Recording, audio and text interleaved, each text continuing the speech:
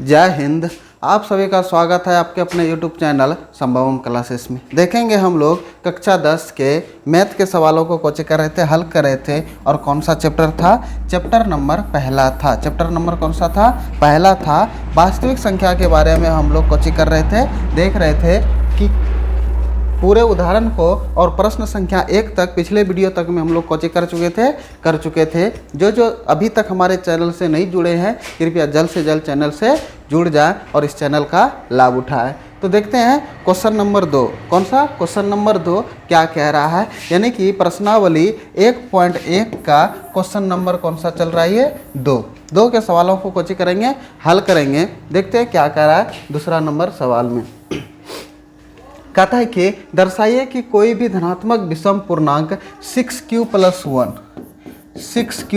1 या 6q + 3 या तो 6q + 5 के रूप का होता है जहाँ q कोई पूर्णांक है। क्या है? q कोई पूर्णांक है। क्या धनात्मक विषम पूर्णांक दर्शाना है हमको कि ये है या था नहीं। देखेंगे इस तरह के सवाल को हल कर चुके थे। क्या क्या था? एक था 2q और एक था 4q वाला। इसी सब सवाल को हम कोचिंग कर चुके थे। यहाँ पर एक यूक्लिड विभाजन प्रेमिका पढ़े थे कि दिए गए दो धनात्मक पूर्णांक a और b दिए रहने पर एक ऐसी अद्वितीय पूर्ण संख्या है q और r विद्यमान है कि a बराबर किसके बराबर?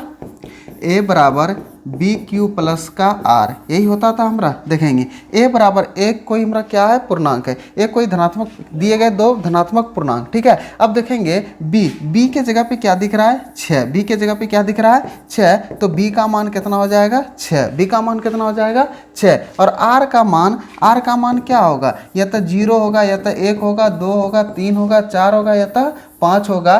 क्या 6 होगा? अगर 6 होगा तो एक बार और हमारा भाग लगेगा कि नहीं? तो 6 नहीं होगा। तो r का मान यानी कि शेषफल जो भी होगा हमारा 0, 1, 2, 3, 4, 5 तक ही होगा। तो देखते हैं हम यहाँ पे सवालों को कोचिंग कर रहे हैं, हल करेंगे। देखेंगे क्या था? a बराबर का bq + का r, ठीक है। और था 0 r और इससे बड़ा कौन? b, यानी कि जिसका मुहैया जिधर खुला हुआ रहता है वे उधर से बड़ा होता है कि नहीं? तो 0 से बड़ा क्या है? r, या तो 0 के बराबर है कौन? r से बड़ा कौन है? b। जब भी मान आएगा b का मान r से क्या होगा? बड़ा होगा। तो देखेंगे इसमें मान लेंगे क्या कि माना b बराबर कितना हो जाएगा हमारा? 6, क्योंकि 6q है तो b का मान कितना हो जाएगा? 6 हो जाएगा। b का मान 6। और जब b का मान 6 तो जहाँ जहाँ b है वहाँ पे कितना रख देंगे? 6। तो ये हो जाएगा a बराबर कितना? 6q + का r। ये इक्वेशन नंबर ये हमारा कौन सा हो जाएगा? फर्स्ट। तो r का मान क्या क्या निकल जाएगा? r का मान निकलेगा एक तो 0, 1, 2, 3, 4 और 5। टोटल इसमें कितने केस बनेंगे? 5 केस बनेंगे। कितने केस बनेंगे? 5 केस। तो पहले एक बार 0 का मान r बराबर 0 का मान लेंगे, r बराबर 1 का मान लेंगे, एक बार r का मान 2, 3, 4, 5, इसी तरह से r का मान लेंगे। उसके बाद सवालों को कोचिंग करेंगे, हल करेंगे। तो देखते हैं सवाल। तो पहले r का मान कितना लेना है? 0। r का मान कितना लेना है? 0। तो समीकरण किससे? फर्स्ट से। किससे? समीकरण फर्स्ट से। तो समीकरण फर्स्ट हमारा कोची कहता है, देखेंगे। समीकरण फर्स्ट है हमारा a बराबर 6q + का r, यही है ना। r के जगह पे कितना रखना है? 0। तो 6q + का 0। अच्छा 0 को 6q में जोड़े या था घटाए, कोई फर्क पड़ेगा नहीं। तो a बराबर कितना हो जाएगा? 6q होगा। और 6q में 2 से भाग लगेगा कि नहीं? क्योंकि 2 तिया 6, कुछ ना कुछ भागफल आएगा कि नहीं? जब 2 से भाग लग रहा है तो क्या ये धनात्मक विषम पूर्णांक होगा? नहीं होगा। ये हमारा क्या होगा? धनात्मक समपूर्णांक। कौन सी होगा? धनात्मक समपूर्णांक। तो लिखेंगे यहाँ पे कि 6q 2 से कौची है? विभाज्य है। कौची है? विभाज्य है। तो 6q धनात्मक समपूर्णांक है। समपूर्णांक है। अबरी बार r का मान कितना लेंगे? 1। r का मान कितना लेंगे? 1। और किससे? समीकरण फर्स्ट से। किससे? समीकरण फर्स्ट से। देखेंगे समीकरण फर्स्ट से तो सब फर्स्ट क्या है? a बराबर का 6q + का r, यही है हमारा। अबरी बार r का मान कितना लेंगे? 1। कितना लेंगे? 1। तो a बराबर 6q प्लस का 1। अब देखेंगे क्या इसमें 2 से भाग लग जाएगा। देखेंगे अगर q का मान 1 लेते हैं तो 6 1 6, 6 1 7, क्या 2 से भाग लगेगा? नहीं लगेगा। अगर 2 लेते हैं 6 2 12, 12 1 13, क्या लगेगा? 2 से भाग नहीं लग रहा है यहाँ पे। तो यहाँ पे लिखेंगे कि 6q प्लस 1 6q प्लस 1 2 से विभाज्य नहीं है, 2 से विभाज्य नहीं है। तो 6q प्लस 1 एक धनात्मक विषम पूर्णांक है। क्या है? विषम पूर्णांक है, विषम पूर्णांक है। अब देखेंगे r का मान अगली बार कितना लेना है? 2। r का मान कितना लेना है? 2, क्योंकि एक बार 0 ले लिए, एक बार 1 ले लिए, अगली बार r का मान कितना लेना है? 2। तो r बराबर कितना लेंगे? 2। r का मान कितना ले लेंगे? 2। तो देखते हैं तो किससे? समीकरण फर्स्ट से। किससे? समीकरण फर्स्ट से। तो समीकरण फर्स्ट कौची का आता है? a बराबर 6q अब प्लस का कौची r, क्योंकि तो a बराबर 6q अब प्लस का कितना? 2। देखेंगे इसमें 2 से भाग लग जाएगा। हाँ 2 से भाग लग जाएगा, क्योंकि अगर q का मान 1 लेते हैं तो 6 1 6 और 6 2 8, 8 में 2 से भाग लग जाएगा। अगली बार 2 लेते हैं, 6 2 12, 12 2 14, 2 से भाग लग जाएगा। तो यहाँ पे लिखेंगे, क्या लिखेंगे कि 6q प्लस 2 2 से विभाज्य है, 2 से विभाज्य है। जब 2 से विभाज्य है तो 6q प्लस 2 एक धनात्मक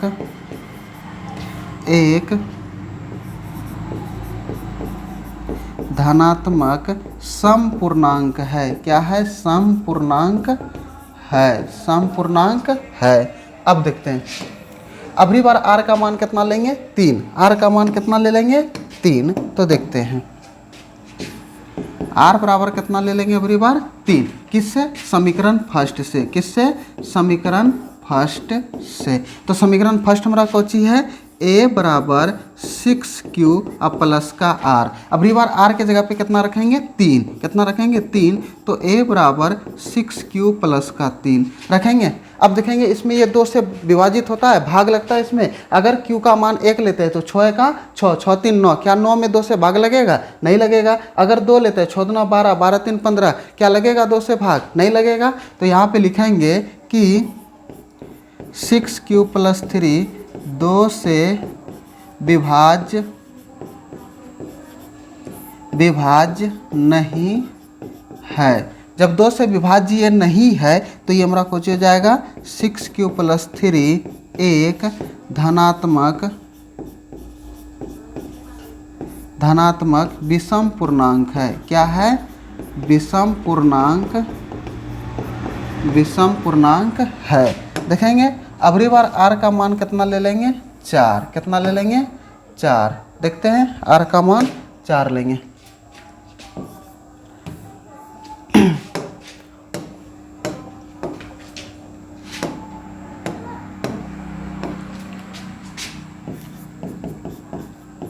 किससे? समीकरण फर्स्ट से।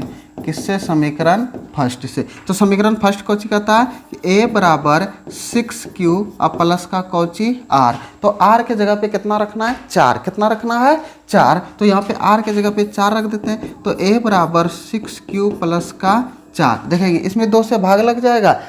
अगर q के जगह पे 1 रखते 6 1 6 4 10, 2 से भाग लग जाएगा। 2 रखते 12 4 16, 2 से भाग लग जा रहा है। तो यहाँ पे लिखेंगे, क्या लिखेंगे कि 6q प्लस 4 2 से विभाज्य है, 2 से विभाज्य है। जब 2 से विभाज्य है तो यहाँ पे लिखेंगे कौची कि 6q प्लस 4 एक धनात्मक समपूर्णांक है। क्या है? समपूर्णांक है। क्या है? ये हमारा समपूर्णांक है। देखते हैं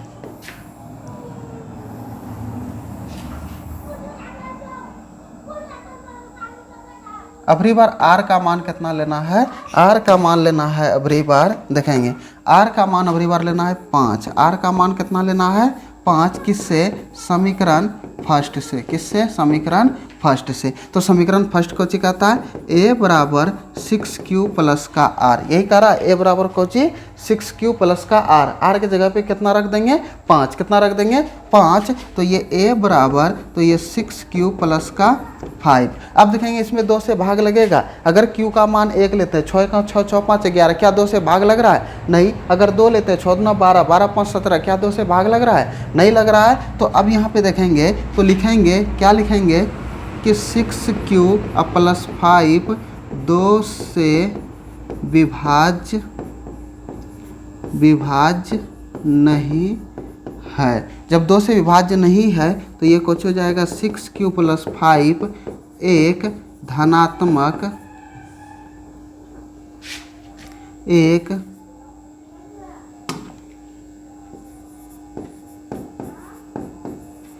धनात्मक विषम पूर्णांक है, विषम पूर्णांक है। क्या है, विषम पूर्णांक है। देखेंगे हमको कोची दर्शाने के लिए बोला था कि 6q plus 1, 6q plus 3, 6q plus 5 विषम पूर्णांक है कि नहीं। देखेंगे 6q प्लस 1 क्या है, 6q प्लस 1 क्या है, धनात्मक विषम पूर्णांक दर्शा दिए। उसके बाद 6q प्लस 3 कहाँ पर है, यहाँ पर यह धनात्मक विषम पूर्णांक है। उसके बाद 6q प्लस 5 क्या है, धनात्मक विषम पूर्णांक है। इसी को दर्शाने के लिए बोल रहा था, इसको हम लोग कोची कर दिए, दर्शा दिए। अब देखते हैं अगले सवाल, क्वेश्चन नंबर कौन सा 3, क्वेश्चन नंबर कौन सा 3 देखते हैं।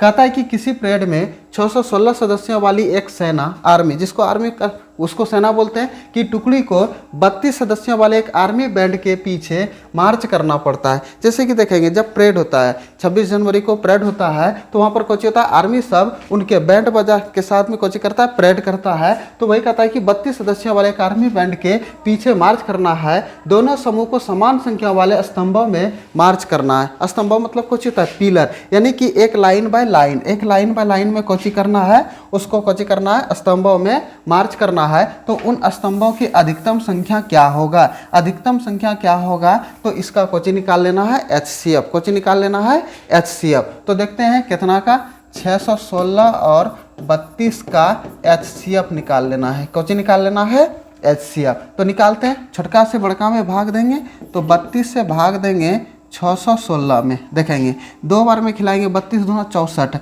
तो एक बार में 32 से कहाँ 32, 1 में 2 जाएगा, कितना बचेगा, 11 में 2 गए 9, यहाँ 5 में 3 गए 2, अब यहाँ पे कितना बचा 6। अब कितने बार में खाएगा, कितने बार में, 5 बार में, 8 बार में खा जाएगा, 9 बार में, 9 दूना 18, 1 9 27 1 28, 9 बार में, 9 दूना 18 के लिए 8, 1 और 9 27 और 1 28 हो जाएगा। 16 में 8 गए कितना 8, यहाँ पे कितना बचा, 8 में 8 गए कट्टी, 8 में 8 गए कट्टी। अब ये 32 यहाँ पर उतारेंगे, 8 चौके 32। ये प्रक्रिया तब तक करेंगे कि जब तक हमारा शेषफल 0 ना आ जाए। और जहाँ से भाग देते हैं, और जहाँ से भाग देते हैं शेषफल 0 आ गया, वही हमारा कोची होता है HCF, कोची होता है HCF। तो हमारा HCF कितना निकल गया 8। तो ये 8 टुकड़ों में कोची होगा, 8 गो पिलर के टाइप का होगा। स्तंभों की अधिकतम संख्या कितना होगा, 8 होगा। वही हमारा कोची आ गया आंसर, कोची हो गया आंसर। देखते हैं आज इतना ही, फिर मिलेंगे अगले वीडियो में। जय हिंद।